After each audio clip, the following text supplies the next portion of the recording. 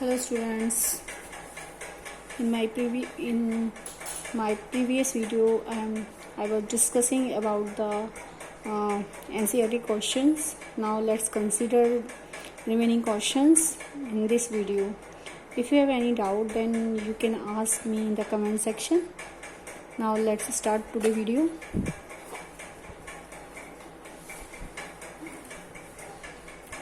Now let's start.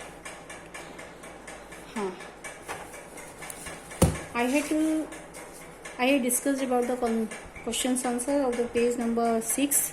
Now I am discussing questions of the page number 9 of NCERT book. Now start today. Convert the following temperature to the Celsius scale. Celsius scale पर आपको क्या करना है? Convert करना है temperature. Convert the following temperature to the Celsius scale. Celsius scale पर आप temperature को कन्वर्ट कीजिए. कैसे करेंगे? मैंने आपको एक्सप्लेन किया था. कैसे करेंगे? कन्वर्ट करना है सेल्सियस स्केल पर केल्विन स्केल को. तो आप जानते हैं आपके लिए फॉर्मूला क्या होता है. C=K-273. ये मैंने आपको बताया था. आप देख रहे हैं इसमें कि आपको सेल्सियस स्केल पर जाना है. 300 केल्विन है तो केल्विन की वैल्यू दे रखी है. तो C=300 - 273. ठीक है. इसको आप जो माइनस करेंगे तो जो आपका आंसर आएगा वो कितना आएगा? डिग्री सेल्सियस में. सेम थिंग इज दैट कि 573 है. के की जगह लिखेंगे 573 - 273. आपका आंसर आ जाएगा डिग्री सेल्सियस में. ठीक है. Next question. नेक्स्ट डिस्कस करते हैं. What is the physical state of water. पानी की फिजिकल स्टेट क्या है? पानी की इस टेम्परेचर पर आप जानते हैं 250 डिग्री सेल्सियस, 100 डिग्री सेल्सियस. सीधी सी बात है. 100 डिग्री सेल्सियस पर देखिए 100 डिग्री सेल्सियस पर वाटर बॉईल होता है. अगर 100 डिग्री सेल्सियस पर 100 डिग्री सेल्सियस पर जब वाटर जो है आपका 100 डिग्री सेल्सियस पर जब वाटर बॉईल होता है तो इट मीन्स कि 250 डिग्री सेल्सियस तो 100 डिग्री बॉइलिंग स्टार्ट हुई है. तो उसके बाद का जो भी टेम्परेचर होगा उस पर तो पानी की स्टेट कौन सी होगी? गैस स्टेट यानी वेपर स्टेट है. तो आपका 250 डिग्री सेल्सियस पर वाटर की स्टेट कौन सी है? Gaseous state. ठीक है. और 100 डिग्री सेल्सियस पर वो स्टेट है जैसे कि मैंने आपको बताया था पानी की दोनों स्टेट सर्वाइव करती हैं. वो लिक्विड भी करती है और कौन सी करती है? गैस भी करती है. यानी पानी दोनों स्टेट पे सर्वाइव करता है. यहाँ पर लिक्विड में भी और गैस पर भी. ठीक है. इसके बाद for any substance why does. Next question देखेंगे. For any substance why does the temperature remains constant during the change of state. During the change of state. For any substance why does the temperature remains constant during the change of state. जब matter की एक state change होती है, जब matter की एक state change होती है तो टेम्परेचर जो होता है कांस्टेंट क्यों रहता है. उसने पूछा है कि जब एक मैटर की स्टेट हम चेंज करते हैं तो टेम्परेचर क्यों कांस्टेंट रहता है. जैसे कि मैंने आपको बताया था कि सपोज दैट ये मैटर है, सपोज दैट ये मैटर के पार्टिकल्स हैं. तो मैटर चाहे वो सॉलिड है चाहे वो लिक्विड है. अगर सॉलिड है तो उसका मेल्टिंग पॉइंट होता है 0 डिग्री सेल्सियस और अगर वो लिक्विड है तो उसका बॉइलिंग पॉइंट होता है 100 डिग्री सेल्सियस. यानी स्टार्ट होता है उस टेम्परेचर वो काम स्टार्ट होता है. मान लो सॉलिड है, सपोज दैट ये सॉलिड है तो इसका मतलब कि इसका मेल्टिंग का जो टेम्परेचर है दैट इज 0 डिग्री सेल्सियस. यानी 0 डिग्री सेल्सियस पर तो मेल्टिंग स्टार्ट हो गई. यानी जस्ट कुछ पार्टिकल्स के बीच का फोर्स ऑफ अट्रैक्शन क्या हुआ? ब्रेक हुआ. कुछ पार्टिकल, सभी का नहीं हुआ क्योंकि अगर सभी का फोर्स ऑफ अट्रैक्शन ब्रेक हो जाएगा तो पूरी की पूरी सॉलिड यानी पूरी की पूरी जो आइस है वो किसमें चेंज हो जाएगी? वाटर में. ठीक है. तो यहाँ पर तो हमें सभी पार्टिकल्स के फोर्स को तोड़ना है. सभी पार्टिकल्स के बीच का जो फोर्स है वो सारा ब्रेक करना है. तो इस टेम्परेचर पर 0 डिग्री सेल्सियस पर तो कुछ ही पार्टिकल्स का फोर्स जो है ब्रेक हुआ है. तो सभी पार्टिकल्स के बीच का फोर्स को ब्रेक करने के लिए जो हीट की रिक्वायरमेंट होती है हमें वो हीट चाहिए जो सभी पार्टिकल्स के ब्रेक को क्या कर दे. सभी पार्टिकल्स का जो फोर्स है उसको ब्रेक कर दे. That is called latent heat. क्या कहलाती है? लेटेंट हीट कहलाती है. ठीक है. क्योंकि यहाँ पर सब्सटेंस किसमें जा रहा है? आइस टू वाटर यानी सॉलिड टू लिक्विड में जा रहा है. So the heat is required to break the force of attraction between the particles of the solid so that all the solid convert into the liquid. यानी हमारी heat की वो requirement जो कि सभी पार्टिकल्स के बीच के फोर्स को ब्रेक कर देती है ताकि सारा सॉलिड लिक्विड में कन्वर्ट हो जाए. This heat is called the latent heat of fusion. क्या कहलाती है? ये latent heat of fusion. So this is called the latent heat. That's why the temperature remains constant. यही कारण है कि टेम्परेचर जो होता है हमारा क्या रहता है? कांस्टेंट रहता है. So now next question. Suggest a method to liquefy the atmospheric gases. हम कौन सा ऐसा मेथड अपनाएंगे ताकि हमारी जो एटमॉस्फेरिक गैस है हम उनको लिक्विफाई कर सके. लिक्विफाई का मतलब होता है कि लिक्विड में कन्वर्ट कर सकें. अब देखेंगे एक गैस है, गैस को आपको लिक्विड में जाना है. ठीक है.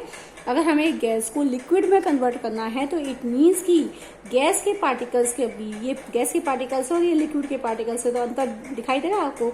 यहाँ पार्टिकल्स का स्पेस ज्यादा है, यहाँ पार्टिकल का स्पेस कम है। इट मीन्स कि आपको क्या करना है, गैस से लिक्विड में जाने के लिए गैस के पार्टिकल्स के बीच के स्पेस को कम करना है, डिक्रीज करना है। तो हम जानते हैं जब हम पार्टिकल्स देखेंगे, जब आपके पार्टिकल्स क्लोज आते हैं, ऐसे देख रहे हैं आप मेरे हाथ को देखेंगे, जब पार्टिकल्स क्लोज आते हैं तो उनके बीच का स्पेस कम हो रहा है। यानी आप क्या कर रहे हैं, हाथ में जब आप हाथ की पास में ला रहे हैं ऐसे हाथ की फिंगर्स को, तो प्रेशराइज कर रहे हैं, यानी प्रेशर अप्लाई कर रहे हैं, यानी हाई प्रेशर करते हैं, हाई प्रेशर कर देते हैं, ठीक है। और हम क्या करते हैं, टेम्परेचर को रिड्यूस करते हैं, क्योंकि अगर हम टेम्परेचर को रिड्यूस कर देंगे, टेम्परेचर को क्या करना पड़ेगा, रिड्यूस। अगर आप टेम्परेचर रिड्यूस करते हैं तो काइनेटिक एनर्जी खत्म हो जाती है, कम हो जाती है, और पार्टिकल कैसे जाते हैं, पास आ जाते हैं।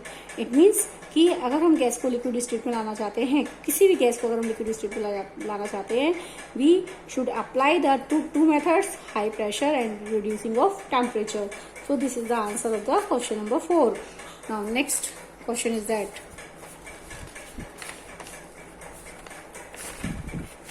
now let's see the next question I'm discussing. Question on page number 10. Next question, why does a desert cooler cool better in a hot dry day? देखा है कि डेजर्ट कूलर है जो कूल करता है better in hot dry day में। Hot dry day में कैसे करता है देखेंगे।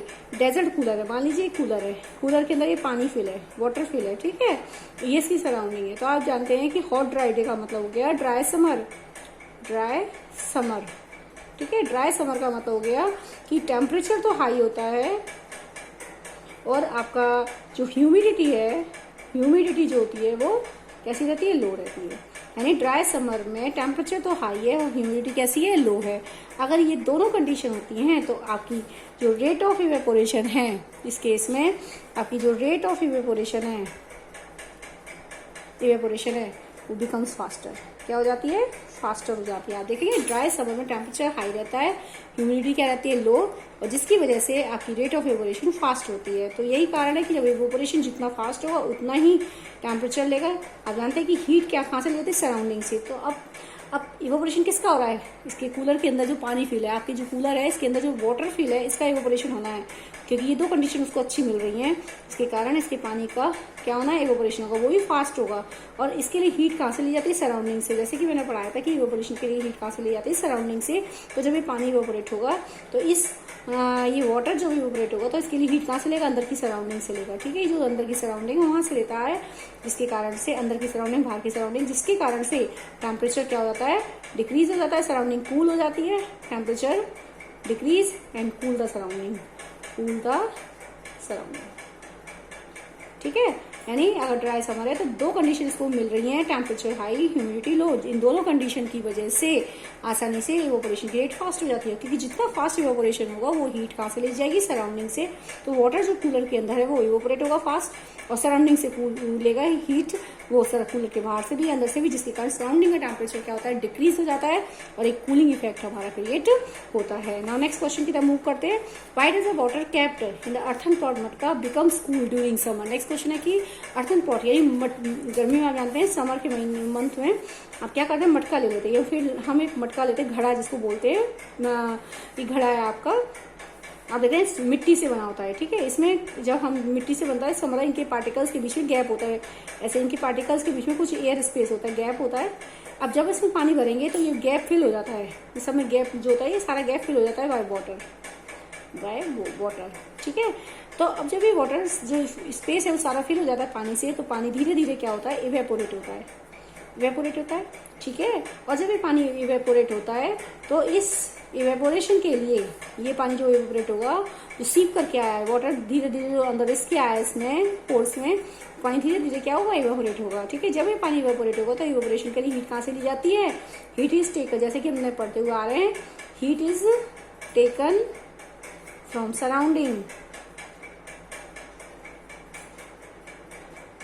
Heat is taken from surrounding, surrounding से हीट लेगा। अभी सराउंडिंग से हीट कहाँ से लेगा, सराउंडिंग से, क्योंकि पानी इवेपोरेट हो रहा है तो ये हीट कहाँ से लेगा, अंदर के एटमॉस्फेयर से। माना ये पानी भरा हुआ आपने, अंदर की जो एयर है वहां से और आपके वाटर से। It means heat is taken from the surrounding, from, माना पूरा घड़ा भरा हुआ है तो वाटर से हीट लेगा, इट मीन्स कि heat is taken from the surrounding, it means कि heat is taken from the water itself, water itself, यानी heat is taken from the surrounding, यहाँ पे सराउंडिंग कौन सी है, वाटर इटसेल्फ, यानी पानी से हीट लेता है वो, जिसके कारण से टेम्परेचर क्या होता है, डाउन हो जाता है। टेम्परेचर ऑफ वाटर डाउन, पानी का टेम्परेचर कम हो जाता है और वाटर मीन्स वाटर जो होता है आपका कूल हो जाता है।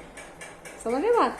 देखिए ये जो आपका मटका है, मटका मिट्टी से बना है। मिट्टी जब आप इसमें पानी फिल करेंगे तो जो पोर्स होते हैं सॉइल के बीच में ये सारे फिल हो जाते हैं, तो पानी सीप कर करके धीरे धीरे एवोपरेट होता रहता है। इसमें पानी फिल हो गया, सीप करके आ गया, अभी पानी धीरे धीरे गर्मी से एवोपरेट होगा। जब एवोपरेशन होगा तो हीट चाहिए उसके सराउंडिंग से, तो जो हीट ली जाती है अंदर के वाटर से ली जाती है। पानी इसमें फिल है, वाटर से लेता है, ठीक है। अंदर के पानी का टेम्परेचर डाउन हो जाता है, डाउन होते ही आपका जो पानी होता है ठंडा हो जाता है। लेकिन अगर मैं बात करूँ यही सेम केस, अगर ह्यूमिडिटी आपका रेनी सीजन में अगर मैं बात करती हूँ, अगर हम रेनी सीजन में बात करते हैं तो ऑलरेडी वाटर वेपर की अमाउंट ज़्यादा होती है बारिश के मौसम में। तो अब बारिश के मौसम में एयर के मॉलिक्यूल्स के बीच बीच में वाटर वेपर्स की अमाउंट ज़्यादा है, तो नीचे से जाने वाली जो वाटर वेपर्स है जो इवोपोरेट होकर जा रही हैं उनको ऊपर स्पेस नहीं मिलेगा जाने के लिए, जिसके कारण रेनी सीजन में रेट ऑफ इवोपोरेशन क्या हो जाता है, रेट ऑफ इवोपोरेशन डाउन हो जाता है। जैसा कि मैंने आपको पहले भी पढ़ाया था कि जब बारिश होती है तो बारिश के मौसम में एयर के मॉलिक्यूल के बीच में, एयर के मॉलिक्यूल्स के बीच बीच में वाटर के मॉलिक्यूल्स भी रहते हैं, यानी वाटर वेपर्स की अमाउंट रहती है। तो नीचे से जो वाटर वेपर्स ऊपर एवोपोरेट होकर जा रहा है उसको यहाँ स्पेस नहीं मिलेगा, स्पेस नहीं मिलेगा तो आपकी रेट ऑफ इवेपोरेशन जो होती है डाउन हो जाती है, जिसके कारण पानी ज़्यादा ठंडा नहीं होता। समझ में आ रही है? यही कारण है कि पानी जो होता है बारिश के दिनों में ज़्यादा ठंडा नहीं होता। नेक्स्ट क्वेश्चन का मूव करते हैं। Why does our palm cold when we put some acetone of petrol or perfume on it, कि अगर हम इनको एसीटोन वगैरह को पेट्रोल को या परफ्यूम को अपनी हथेली पर रखते हैं तो ठंडा क्यों होता है? क्योंकि इनका बॉइलिंग पॉइंट, क्योंकि इनका जो आपका बॉइलिंग पॉइंट बहुत कम है। इन चीज़ों का, इन जो सब्सटेंस लिखे हैं इसमें, इनका बॉइलिंग पॉइंट बहुत कम है। जैसे ही हम इनको हथेली पर रखते हैं वो हमारी हथेली से हीट लेकर तुरंत एवोपोरेट हो जाते हैं, जिसके कारण हमारी हथेली का टेम्परेचर क्या होता है, डाउन हो जाता है और कूलिंग इफेक्ट क्रिएट होता है। जैसे कि हम पढ़ते हुए आ रहे हैं cooling effect, evaporation cause cooling effect because heat is taken from the surrounding for evaporation. Evaporation के लिए हीट पास कर जाती है सराउंडिंग से, और ऑब्वियसली जिस सराउंडिंग से वो हीट लेता है सराउंडिंग का टेम्परेचर क्या होता है, डाउन हो जाता है। सेम केस यहाँ पर बात कर रहा है। Now next we are able to see 40 faster from saucer rather than a cup. Cup की मानो ये तो मैंने पहले भी पढ़ाया था, कप है, कप का सरफेस एरिया कम है। अगर मैं इसी चीज को ऐसे फैला दूं तो इसका सरफेस एरिया बढ़ गया, तो जो नीचे के पार्टिकल्स हैं उनको मोर चांस मिल जाएगा ऊपर आने के लिए, और जो ऊपर आ जाएंगे पार्टिकल्स इट मीन्स आसानी से वो हीट लेकर एवोपरेट हो सकते हैं। तो अगर हम सरफेस एरिया बढ़ा देते हैं, आप देख रहे हैं, अगर हम सरफेस एरिया इंक्रीज कर देंगे क्योंकि हम नीचे के पार्टिकल्स हैं, तो अगर आप एरिया बढ़ा दोगे तो नीचे के पार्टिकल्स को भी ऊपर आने का मौका मिलेगा, तो आसानी से वो एयर के साथ एक्सपोज होंगे और हीट लेकर क्या हो जाएंगे, एवेपोरेट हो जाते हैं। ठीक है, ऐसे हीट लेकर एवेपोरेट हो जाएंगे। सो वी कैन से कि we are able to sip 40 milk faster from a saucer rather than a cup. यही कारण है कि एरिया बढ़ाते हैं तो चाय इसलिए ठंडी हो जाती है, क्योंकि एरिया बढ़ जाता है तो जो मॉलिक्यूल्स हैं वो जो आपके टी के वाटर के जो मॉलिक्यूल्स हैं वो आसानी से उनको चांस मिलता है एयर के साथ एक्सपोज होने का, ताकि वो हीट लेते हैं सराउंडिंग से और एवेपोरेशन फास्ट हो जाता है। नेक्स्ट है what type of cloth should we wear in summer. ये भी मैंने आपको एक्सप्लेन किया है कि what type of cloth we wear in summer. Summer में कौन से कपड़े पहनते हैं? Cotton cloth. तो ये कॉटन एक गुड एब्जॉर्वर है, हमारे पसीने को एवोपरेट कराता है, क्योंकि पसीना ऑब्जॉर्व करके रखता है, तो वो जो स्वेट है हमारा वो एवोपरेट होता रहता है और heat is taken from the surrounding. As you know कि वो सराउंडिंग हमारी कौन सी है, हमारी बॉडी से हीट लेता है, क्योंकि हमारी बॉडी पर स्टिक है पसीना, तो हमारी बॉडी से हीट लेता है और धीरे धीरे वो क्या हो जाता है, इवेपोरेट हो जाता है। समझ रहे बात? जब वो इवेपोरेट हो जाता है तो हमारी बॉडी का टेम्परेचर डाउन हो जाता है और हमें कूलिंग इफेक्ट, यानी we feel comfortable, more comfortable. ठीक है, हमें कंफर्टेबल महसूस होती है। नाउ नेक्स्ट बात करते हैं अगला। Now the exercise question. अब बात कर रहे हैं हम एक्सरसाइज क्वेश्चंस की। आप देखें पहला question, convert the following temperature to the Celsius scale just like that. अभी मैंने आपको बात करी थी, ये वाले फॉर्मूले का यूज करेंगे यहाँ पर। ठीक है, इसके बाद आपका है convert the following temperature to Kelvin scale. Same question is that Kelvin scale में जाना है। केल्विन स्केल में सेम फॉर्मूला अप्लाई करेंगे, C = K - 273। इस फॉर्मूले का अप्लाई करेंगे। हमें किस में जाना देखते हैं, केल्विन स्केल पर, यानी 25 डिग्री सेल्सियस जाए हमारे पास, तो C की जगह रखेंगे 25 = K - 273। आप जानते हैं K की वैल्यू निकालें तो 273 को इधर हम ले जाएंगे प्लस में। जब हम इधर प्लस में ले जाएंगे तो हमारे पास हो गया 225 + 273 = K। तो आपके पास K की वैल्यू आ जाएगी केल्विन में। आपके पास जो टेम्परेचर है वो किसमें चेंज हो जाएगा, केल्विन में।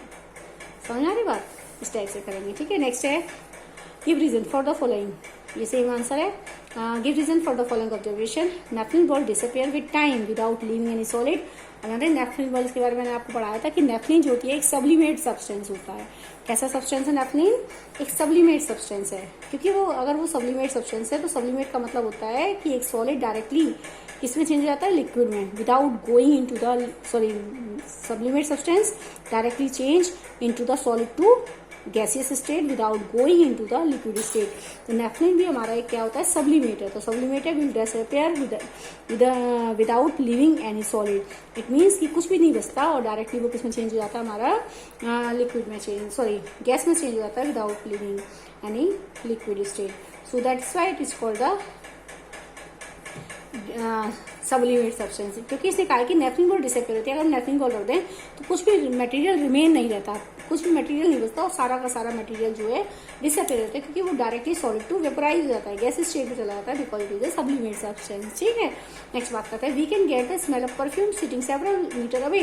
हमें दूर तक कोई एक पर्सन स्मेल वो लगा के आया परफ्यूम, तो उसकी स्मेल दूर तक क्यों आती है? क्योंकि जब परफ्यूम की स्मेल आ रही है इसका मतलब परफ्यूम के जो पार्टिकल्स है वो वेपर्स की फॉर्म में आते हैं, और वेपर्स का मतलब होता है हाई काइनेटिक एनर्जी होती है उनके पास, तो उसके पार्टिकल्स वेपर की स्टेट होता है वो रैंडमली मूव करते हैं सराउंडिंग में and diffuse from high concentration to low concentration, easily diffuse हो जाते हैं हमारे एयर में। क्योंकि आप जानते हैं जो पर्सन परफ्यूम लगा के आया है इसका मतलब उसके पास हाई कंसंट्रेशन है, और जैसे कि मैंने आपको डिफ्यूजन बताया था कि it means the movement of particles from high concentration to low concentration by own, अपने आप होता है।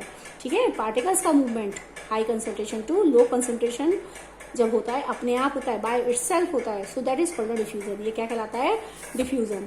ठीक है, डिफ्यूजन कहलाता है। इस टर्म को मैंने भी आपको पहले भी एक्सप्लेन किया था, what is the meaning of diffusion.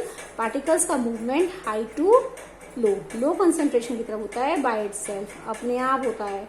So that is called the diffusion. क्या कहलाता है ये? डिफ्यूजन। तो यही बात यहाँ पे कर रहा है कि smell of perfume, smell of perfume का मतलब perfume is in the vapour form, उस समय वेपर्स की फॉर्म में होती है। So the it means it is in the gases form, so particles have more space, they have more kinetic energy, so easily diffuse from high concentration to low concentration, आसानी से वो diffuse हो जाते हैं। समझ रहे बात? नेक्स्ट क्वेश्चन देखते हैं। हाँ, नेक्स्ट क्वेश्चन है अरेंज क्वेश्चन नंबर 4 की तब देखेंगे। Arrange the following substance sitting several metre away, ये तो हो गया। Arrange the following substance in increasing order of force of attraction between the particles. हमारे पास 3 सब्सटेंस दिए गए हैं, देखिए नेक्स्ट हमारे पास है 3 सब्सटेंस यहाँ पर दिए गए हैं, water, sugar and oxygen. Water, sugar and oxygen, 3 substance हमारे पास है, वाटर, शुगर एंड ऑक्सीजन। इसने हमसे कहा है कि increasing order of force of attraction के आधार पर लगाना है, इंक्रीजिंग ऑर्डर छोटे से बड़े की तरफ, यानी फोर्स ऑफ अट्रैक्शन के लिए। तो सबसे ज्यादा फोर्स ऑफ अट्रैक्शन किसके पास है? वैसे सॉलिड के पास है, शुगर के पास है। तो इंक्रीजिंग ऑर्डर में शुगर हो गया, फोर्स ऑफ अट्रैक्शन के आधार पर लगा रहे हैं। उससे कम लिक्विड स्टेट में होता है यानी वाटर में होता है, और सबसे कम क्या है? गैस में यानी ऑक्सीजन में होता है। तो यहाँ पर ये आंसर हुआ आपका। नेक्स्ट क्वेश्चन की तरफ देखते हैं। What is the physical state of water at? ये कुछ आपके पास टेम्परेचर दे रखे हैं, देख रहे हैं आप, आपके पास कुछ टेम्परेचर हैं। What is the physical state of water at? ठीक है, फिजिकल स्टेट बतानी है पानी की। 25 डिग्री सेल्सियस, 0 डिग्री सेल्सियस और 100 डिग्री सेल्सियस। पानी किन स्टेट में है इनमें? तो पानी की 3 स्टेट बतानी है। पानी क्या जानते हैं? 3 स्टेट होती है, सॉलिड, लिक्विड और गैस। ठीक है, अगर 100 डिग्री सेल्सियस से ऊपर चलेंगे तो पानी की गैस स्टेट होती है, 100 डिग्री और 0 के बीच में रहेंगे तो पानी की लिक्विड स्टेट होती है, और 0 पे रहेंगे तो आपकी फ्रीजिंग होती है। ठीक है, यानी 0 डिग्री सेल्सियस वो स्टेट है जिसमें वो जस्ट स्टार्ट होता है फ्रीज होना, यानी पानी की दोनों स्टेट 0 डिग्री सेल्सियस पर एग्जिस्ट करती हैं। जैसे कि मैंने आपको पहले भी बताया था, जस्ट स्टार्ट हो रहा है, फ्रीज हो रहा है, इट मीन्स पानी की दोनों स्टेट आपकी एग्जिस्ट कर रही है यहाँ पर, सॉलिड और लिक्विड। 100 डिग्री सेल्सियस हमारा वो टेम्परेचर है जिसमें पानी की दोनों स्टेट एग्जिस्ट करती है, क्योंकि 100 डिग्री सेल्सियस पानी बॉईल हो रहा है, जस्ट बॉईल हो रहा है, सारा पार्टिकल्स, सभी पार्टिकल्स के बीच का फोर्स ऑफ अट्रैक्शन ब्रेक नहीं हुआ है। ठीक है, तो इट मीन्स वो जस्ट स्टार्ट हुआ है, तो पानी की दोनों स्टेट एग्जिस्ट कर रही हैं, गैस भी और लिक्विड भी। यहाँ पर ये बात हुई। 25 डिग्री सेल्सियस की बात करूँ तो 25 डिग्री सेल्सियस, सपोज हमारे रूम का टेम्परेचर विंटर में 25 है, मान लीजिए विंटर में 25 है हमारे रूम का टेम्परेचर नॉर्मल से मौसम में, तो इट मीन्स कि 25 हमारे एटमोस्फेयर का टेम्परेचर ना तो 0 डिग्री सेल्सियस है और ना ही 100 डिग्री सेल्सियस है रूम का टेम्परेचर। तो यही कारण है कि पानी कौन सी स्टेट में है? लिक्विड। यानी 25 डिग्री सेल्सियस वो है सेल्सियस टेम्परेचर जिस पर पानी कौन सी स्टेट में होता है? लिक्विड में। समझ गए बात। नेक्स्ट बात करते हैं, give two reason to justify the answers. अब इनके आंसर्स को हम एक्सप्लेन कैसे करेंगे आप देखेंगे। Water at room temperature is liquid, 2 reason बताने हैं। पानी रूम टेम्परेचर, नॉर्मली अगर मैं एक बॉटल में पानी वगैरह दूँ रूम में तो बताओ वो लिक्विड क्यों है। पहली बात तो वाटर के particles have ability to flow कर सकते हैं। पहला रीजन तो मैं कह सकती हूँ कि they have ability to flow, उनमें पानी में फ्लो करने की एबिलिटी है, इसलिए हम कह सकते हैं वो लिक्विड है, सॉलिड नहीं है।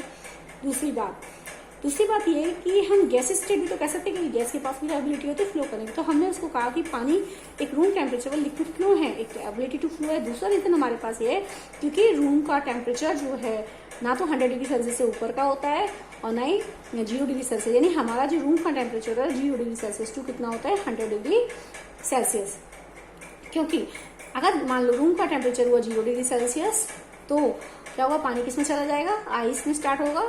और 100 डिग्री सेल्सियस होता नहीं है, लेकिन अगर 100 हो गया तो पानी किसमें चला जाएगा, गैसेस स्टेट में। It means our room temperature remains between the 0 degree Celsius and between 100 degree Celsius, यानी 0 से 100 डिग्री सेल्सियस के बीच का रहता है। So we can say at the room temperature water is remains in liquid state. कौन सी state में रहता है ये, लिक्विड स्टेट में। ठीक है, नेक्स्ट बात करते हैं, एन आयरन अलमीरा solid at room temperature. Next question की तरफ देखते हैं कि जो एक आयरन अलमीरा है सॉलिड है, सॉलिड क्यों है।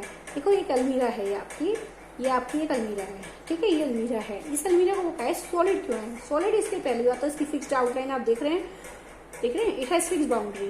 आप इसको कहीं ऐसे दबा के, आप इसको कंप्रेस करके कहीं से भी आप इसके वॉल्यूम को रिड्यूस नहीं कर सकते। इट हैज फिक्स्ड आउटलाइन है, so it has fix shape, fixed in shape. पहली बात तो ये बात करेंगे कि इसकी फिक्स्ड आउटलाइन है, फिक्स शेप है। एंड दूसरी बात, आप इसको कंप्रेस नहीं कर सकते, नॉट कंप्रेसिबल, ठीक है। दूसरा रीजन होता है कि हमारे नॉट कंप्रेसिबल है, क्योंकि आप इसको वॉल्यूम को रिड्यूस नहीं कर सकते कंप्रेस करके। अगर मैं बात करूं तो हम वो बात करें कि सॉलिड क्यों है रूम टेम्परेचर पर। रूम टेम्परेचर पर सॉलिड एक बात हुई कि आयरन जब लिक्विड में जाता है, आयरन को अगर लिक्विड में चाहिए तो उसका मेल्टिंग पॉइंट, आयरन बहुत ज्यादा हाई डेंसर मटेरियल है, ठीक है। आयरन को अगर हमें लिक्विड स्टेट में कन्वर्ट करना है तो आयरन को हमें क्या करना पड़ेगा, मेल्ट करना पड़ेगा, ठीक। और आयरन के पार्टिकल्स बहुत ज्यादा क्लोज होते हैं, तो इनके पार्टिकल्स के बीच में जो फोर्स है उसको ब्रेक करने के लिए बहुत ज्यादा अमाउंट में क्या चाहिए, हीट चाहिए। और इतना टेम्परेचर हमारे रूम का होता नहीं है, यही कारण है बहुत ज्यादा डिग्री सेल्सियस को टेम्परेचर चाहिए। इसका मेल्टिंग पॉइंट बहुत हाई होता है because the iron particles are more close to each other, बहुत ज्यादा क्लोज होते हैं, जिसके कारण से आयरन के पार्टिकल्स का फोर्स ऑफ अट्रैक्शन, जो आयरन के पार्टिकल्स हैं उनके बीच में फोर्स ऑफ अट्रैक्शन बहुत ज्यादा हाई है। तो अगर आपको उसको लिक्विड में कन्वर्ट करना है तो ऑब्वियसली बहुत ज्यादा आपको क्या देनी पड़ेगी, हीट देनी पड़ेगी, तभी वो मेल्ट होगा। और हमारे रूम का टेम्परेचर इतना ज्यादा नहीं होता कि वो एक आयरन को क्या कर सके, रूम टेम्परेचर को मेल्ट कर सके। So that's why the iron is solid at the room temperature. So these are the justifying answers, ठीक। Now next question, why is the ice at 273 Kelvin more effective in cooling than water at the same temperature? इस question की देखिए बात करते हैं तो कैसे होता है। क्वेश्चन नंबर 7 है आपका, ice at 273 kelvin more effective in cooling than water at the same temperature. अगर मैं बात करूं 273 केल्विन का मतलब होता है आपका, 273 केल्विन का मतलब है 0 डिग्री सेल्सियस, समझ रहे बात। 273 केल्विन का मतलब क्या है, 0 डिग्री सेल्सियस। वो कह रहा है कि 0 डिग्री सेल्सियस पर मैं अगर पानी लूं और 0 डिग्री सेल्सियस पर ही, यानी 273 केल्विन पर ही मैं आइस लूं, दोनों चीज अगर मैं उसे टच करूं या उसको लूं हाथ में, तो क्या होता है कि हमें ठंडा कौन लगता है, सीधी सी बात है। 0 डिग्री सेल्सियस पर मैंने आपको बताया था पानी की दोनों स्टेट, आइस भी और वाटर भी, दोनों ही एग्जिस्ट कर रहे हैं, यानी सॉलिड भी एग्जिस्ट करता है और लिक्विड भी एग्जिस्ट कर रहा है, समझ रहे हैं बात। तो जब ये दोनों स्टेट एग्जिस्ट कर रही हैं तो वो कह रहा है कि हमें आइस तो छूने में बहुत ठंडी लगती है लेकिन पानी इतना ठंडा नहीं लगता, जबकि दोनों सेम टेम्परेचर पर 0 डिग्री सेल्सियस पर एग्जिस्ट करते हैं। क्वेश्चन तो ये है कैसे होता है, ऐसा रीजन क्या है, क्योंकि आप जानते हैं आइस का मतलब सॉलिड है, तो आइस के पार्टिकल्स जो होते हैं क्लोज होते हैं इन कंपेरिजन टू वाटर, ठीक है। आइस के जो पार्टिकल्स हैं तो आइस कौन सी फॉर्म में होती है, सॉलिड फॉर्म में, तो इनके पार्टिकल्स के बीच में फोर्स ऑफ अट्रैक्शन ज्यादा है in comparison to water. Water के पार्टिकल्स के बीच में फोर्स, वाटर एक लिक्विड फॉर्म में होता है तो इसके पार्टिकल्स के बीच में फोर्स ऑफ अट्रैक्शन क्या है, कम है, क्योंकि इनके बीच में स्पेस ज्यादा देख रहे हैं आप। तो अब देखिए आइस को आपको क्या करना है, वाटर में लाना है, मेल्ट करना है। तो आप जानते हैं मेल्टिंग पॉइंट कितना, आइस का मेल्टिंग पॉइंट होता है 0 डिग्री सेल्सियस। आइस का मेल्टिंग पॉइंट कितना होता है, 0 डिग्री सेल्सियस। तो ये वो टेम्परेचर है जिस पर एक आइस जस्ट मेल्ट होना शुरू हुई है, जस्ट मेल्टिंग, मेल्टिंग स्टार्ट होती है। समझ आ रही बात? स्टार्ट हुई है जस्ट मेल्टिंग। इट मीन्स कि कुछ पार्टिकल्स के बीच का फोर्स ऑफ अट्रैक्शन क्या होता है, ब्रेक होता है। पूरी की पूरी जितने भी पार्टिकल्स है पूरी आइस क्रिस्टल के जितने भी पार्टिकल्स, सभी का फोर्स ऑफ अट्रैक्शन ब्रेक नहीं हुआ है, केवल क्योंकि आइस जस्ट मेल्ट हुई है 0 डिग्री सेल्सियस पर, तो कुछ पार्टिकल्स का फोर्स ऑफ अट्रैक्शन क्या होता है, ब्रेक हुआ है, जिसके कारण आइस जो है मेल्ट होना स्टार्ट हुई है। समझ बात? लेकिन हमें तो पूरी आइस को किसमें कन्वर्ट करना है, लिक्विड में। ठीक है, आइस पूरी लिक्विड में कन्वर्ट होगी, तो इसका मतलब हमें सभी पार्टिकल्स के बीच का क्या करना है, फोर्स ऑफ अट्रैक्शन ब्रेक करना है। इस सभी पार्टिकल्स के बीच का फोर्स ऑफ अट्रैक्शन ब्रेक करने के लिए उसको जो हीट की रिक्वायरमेंट है, हीट की रिक्वायरमेंट, क्योंकि इसका force of attraction particles close हैं, तो सभी पार्टिकल्स के बीच का फोर्स ऑफ अट्रैक्शन ब्रेक करेगी, तो उसको जो हीट की रिक्वायरमेंट है that is called the latent heat कहलाती है। ये क्या कहलाती है, लेटेंट हीट ऑफ, क्योंकि एक तो सभी पार्टिकल्स के बीच का फोर्स ऑफ अट्रैक्शन ब्रेक करेगी, सो और टेम्परेचर चेंज नहीं होगा, सो this is heat is called the latent heat. क्या कहलाती है ये, लेटेंट हीट। और एक बात ये हुई कि क्योंकि सॉलिड लिक्विड में कन्वर्ट हो रहा है, so this heat is called latent heat of fusion. क्या कहलाती है, लेटेंट हीट ऑफ फ्यूजन। क्योंकि अब यहाँ पर हीट की रिक्वायरमेंट ज्यादा है, क्योंकि फोर्स ऑफ अट्रैक्शन हाई है, ठीक है, यहाँ फोर्स ऑफ अट्रैक्शन ज्यादा है, तो लेटेंट हीट ऑफ फ्यूजन की रिक्वायरमेंट इसको ज्यादा है। तो वो हीट कहाँ से लेता है, हमारी सराउंडिंग से लेता है। यानी अगर हमें हाथ में पकड़े हुए बर्फ, तो हमारी हाथ से वो हीट लेगी, ठीक है, जिसके कारण हमारी सराउंडिंग है, यानी हमारी हथेली का जो टेम्परेचर है वो क्या हो जाएगा, कम हो जाएगा, और हमें कूलिंग इफेक्ट ज्यादा आएगा। ठीक है, लेकिन अगर मैं बात करूँ वाटर की, अगर मैं सेम टेम्परेचर पर पानी पकड़ा हुआ है, तो पानी इतना ठंडा नहीं लग रहा, क्योंकि पानी के मॉलिक्यूल्स जो आप देख रहे हैं, वाटर के जो मॉलिक्यूल्स है, वाटर के जो पार्टिकल्स है, इनके बीच में स्पेस बहुत ज्यादा है, स्पेस ज्यादा है, यानी फोर्स ऑफ अट्रैक्शन कम है, और इस फोर्स ऑफ अट्रैक्शन को ब्रेक करने के लिए उसे इतनी ज्यादा लेटेंट हीट की आवश्यकता नहीं है, जिसके कारण से पानी जो, क्योंकि अगर इस फोर्स ऑफ अट्रैक्शन को ये ब्रेक करेगा, उसको जो हीट चाहिए, जो उसको हीट लेटेंट हीट के फॉर्म में चाहिए, वो इतनी ज्यादा नहीं है इन कंपैरिजन टू सॉलिड। तो यहाँ पर तो इतना ज्यादा इसमें, इस केस में हमारा क्या नहीं आता, कूलिंग इफेक्ट नहीं आता। सो ये आंसर हुआ इसका। नेक्स्ट क्वेश्चन है कि आपकी तरफ देखते हैं, what produce more severe burn, कौन सी है, what produce more severe burn, boiling water और steam. Boiling water same temperature पर, बॉइलिंग वाटर ज्यादा बर्न करती है, बॉइलिंग वाटर या स्टीम ज्यादा बर्न करती है। कौन ज्यादा बर्न आपको करता है, जला कौन सकता है, ओब्वियसली स्टीम ज्यादा जला सकती है, स्टीम प्रोड्यूस मोर बर्न, मोर बर्न।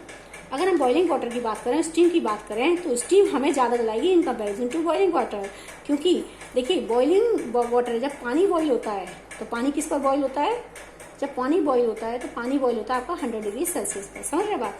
जब पानी 100 डिग्री सेल्सियस पर बॉईल होगा, तो जो स्टीम बन रही है, आप पानी कंटिन्यूसली यहाँ से बॉईल करे जा रहे हैं, तो आपका टेम्परेचर तो कांस्टेंट रहता है, टेम्परेचर तो कांस्टेंट है, लेकिन जो आपकी हीट, जो आप कंटिन्यूसली इसको हीट दे रहे हैं, जो आप कंटिन्यूसली इसको हीट दे रहे हैं, वो हीट कहाँ जा रही है, वो कंटिन्यूसली पूरे पानी को किसमें कन्वर्ट कर देगी, वेपर्स में, यानी उसको किसमें कन्वर्ट कर देगी, स्टीम में, यानी वेपर्स में कन्वर्ट हो जाएगी।